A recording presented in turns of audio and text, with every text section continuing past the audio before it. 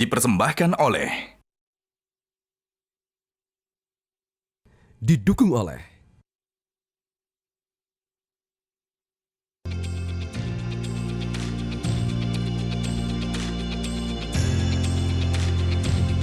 Halo, selamat siang pemirsa. Monitor Mudik kembali hadir untuk menginformasikan terkait pantauan arus balik yang masih terjadi hingga kini. Untuk itu kami hadirkan pantauan tim kami di lapangan untuk bisa menggambarkan pergerakan arus balik secara langsung. Mudah-mudahan semangat silaturahmi bisa terus terjaga ketika Anda kembali ke rumah dan bersiap untuk kembali memulai aktivitas. Inilah Monitor Mudik, selengkapnya bersama saya, Gemma Tanjung.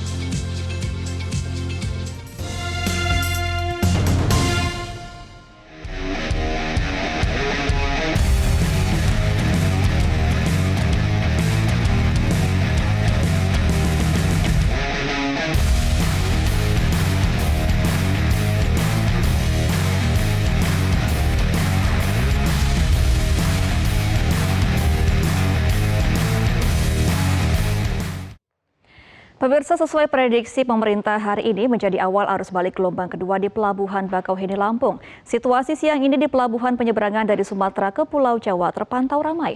Sementara itu, petugas kepolisian rencananya akan kembali menerapkan rekayasa lalu lintas satu arah atau one way di ruas tol Trans Jawa. Sistem one way akan berlaku siang ini mulai dari kilometer 414 gerbang tol Kalikangkung, Semarang, Jawa Tengah. Dan informasi selengkapnya sudah bergabung bersama kami, jurnalis MJN Karisma Kristi di Pelabuhan Bakauheni, Lampung, dan juga ada rekan Reda Pulpi yang akan menyampaikan langsung dari gerbang tol Kalikangkung, Semarang, Jawa Tengah. Kita ke Pelabuhan Bakauheni, Lampung terlebih dahulu, ada Kristi di sana. Selamat siang Kristi, bagaimana kondisi terkini di Pelabuhan Bakauheni, Lampung?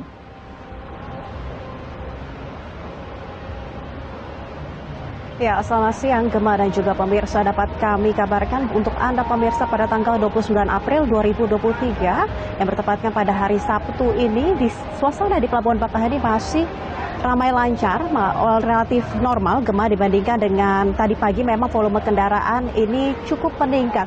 Namun kami juga sempat memantau di ruas tol dan juga jalan arteri, ini juga masih kepadatan belum terjadi, masih ramai lancar saja dan ini masih masuk ke dalam zona hijau pemirsa. Dan kami juga mendapatkan informasi bahwa kecepatan lalu lintas di jalan tol dan juga jalan arteri menuju Pelabuhan Bakauheni ini rata-rata 80 hingga 90 km per jam. Dan walaupun belum ada kepadatan di Pelabuhan Bakauheni sendiri ataupun penumpukan, ini masih sudah diperlakukan yang namanya rekayasa lalu lintas oleh pihak kepolisian, di mana terkhususnya untuk di dermaga eksekutif sendiri, karena kita melihat bahwa dari tren dari H- dan juga H+, untuk di dermaga eksekutif ini lebih ramai dibandingkan dermaga reguler. Peminat dari kapal ekspres ini lebih banyak dibandingkan dengan kapal reguler. Maka dari itu rekayasa lalu lintas ini diberlakukan untuk mengurai kepadatan di dermaga eksekutif sendiri, dan ini sudah berlangsung pukul 10 pagi tadi waktu Indonesia bagian Barat.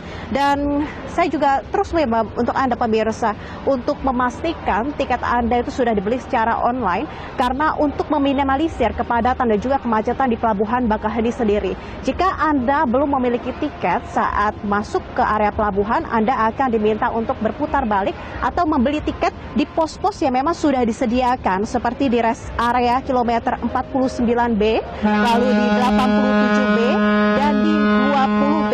Dan untuk di jalur arteri sendiri, di terminal agribisnis, Gayam, dan juga rumah makan Tiga Saudara. Saat ini Gemma dan juga pemirsa, 39 kapal dioperasikan di Pelabuhan Bakauheni, dan untuk daya tampung dari kapal sendiri di eksekutif ini bisa menampung 300 hingga 400 kendaraan roda 4. Dan untuk di kapal reguler sendiri ini bisa menampung 200 hingga 250 kendaraan roda 4 maksud kami. Dan kami juga mendapatkan data, di mana data ini menunjukkan adanya penurunan pemirsa. Dari hari kemarin ini kami melihat bahwa ada penurunan baik dari penumpang dan juga dari total kendaraan, di mana kami melihat bahwa untuk di H-10 hingga H+6 ini tercatat ada 974.237 orang, atau ini turun 6% dibandingkan dengan periode yang sama dari tahun lalu. Lalu untuk total kendaraannya sendiri ini juga turun sebesar 10%, di mana hanya tercatat 204.225 unit. Kami akan terus memantau untuk Anda pemirsa seperti apa perkembangan di Pelabuhan Bakauheni, apakah nanti menjelang siang dan juga malam hari akan terjadi penumpukan di sini. Sementara demikian, Monitor Mudik, semangat silaturahmi. Baik, dari Lampung kita beralih ke Jawa Tengah. Selamat siang Pulpi, jam berapa kira-kira sistem one way akan diterapkan di tol Trans Jawa dan bagaimana kondisi situasi terkini di gerbang tol Kalikangkung? Ya, Gemma, kita jaga semangat silaturahmi. Untuk one way rencananya akan dimulai pada pukul 2 siang ini, namun tampaknya hingga pukul 12:53 ini masih belum ada sterilisasi yang biasanya akan dilakukan. Kami belum dapat mengkonfirmasi secara resmi apakah one way akan tetap dilaksanakan pada pukul 2 siang ini ataukah ada perubahan. Tapi kalau kita lihat dari data, hingga pukul 10 pagi tadi setidaknya ada 8.108 kendaraan yang melewati gerbang tol Kalikangkung menuju ke arah Jakarta. Sementara dari arah sebaliknya, dari arah Jakarta menuju ke Surabaya ini ada 3.688 kendaraan. Diprediksi hari Sabtu dan juga Minggu besok ini akan menjadi puncak arus balik gelombang kedua di gerbang tol Kalikangkung. Meskipun kalau kita lihat dari data sejak puncak arus balik gelombang pertama yaitu pada tanggal 25 April 2023 untuk volume kendaraan dari arah Surabaya menuju ke Jakarta ini memang terus mengalami penurunan. Bahkan kemarin ini hanya ada 43.926 kendaraan yang melalui gerbang tol Kalikangkung. Tapi untuk mengantisipasi jika akan terjadi puncak arus balik pada hari ini, sejumlah cara tentunya sudah disiagakan oleh pihak Jasa Marga dan juga kepolisian seperti skenario one way yang bisa jadi akan diterapkan dari gerbang tol Jatingaleh ataupun Banyumanik. Kita akan melihat seperti apa volume kendaraan ketika menjelang malam, karena biasanya gerbang tol Kalikangkung ini mulai ramai oleh kendaraan memang untuk sore hingga malam hari.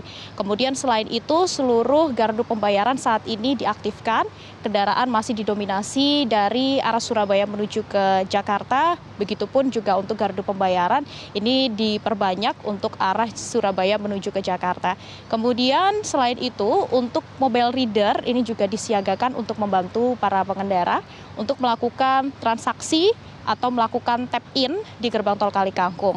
Untuk personil atau petugas juga terus disiagakan untuk membantu para pemudik yang mengalami kesulitan. Kalau kami perhatikan hingga siang hari ini memang sudah mulai ada sejumlah antrian dari arah Surabaya menuju Jakarta. Namun tidak terlalu panjang dan biasanya antrian tersebut terjadi karena ada error pada kartu e-tol ataupun ketika ada mobil pribadi yang membawa bagasi di atapnya ataupun bis kemudian elf yang ternyata tidak dapat masuk ke dalam gardu pembayaran karena tingginya melebihi tinggi gardu pembayaran. Biasanya ini yang menyebabkan antrian cukup panjang, sehingga diharapkan untuk para pemudik di lapangan terus mengikuti arahan petugas yang ada di jalur tol maupun di gardu pembayaran. Demikian. Baik, terima kasih Reda Pulpi melaporkan langsung dari Kalikangkung, Jawa Tengah, dan sebelumnya ada Karisma Kristi dari Pelabuhan Bakauheni Lampung. Selamat kembali bertugas teman-teman. Dan pemirsa, itulah tadi informasi seputar arus balik Lebaran yang kami siapkan untuk Anda. Semoga di momen mudik kali ini Anda bisa kembali bertemu dengan keluarga tercinta di rumah dan semangat silaturahmi tetap terjaga dengan sanak saudara di kampung halaman. Kondisi pergerakan arus balik Lebaran akan terus kami hadirkan langsung dari lapangan di semua program siaran Metro TV dalam segmen Monitor Mudik Semangat Silaturahmi. Saya Gemma Tanjung, terima kasih dan sampai jumpa.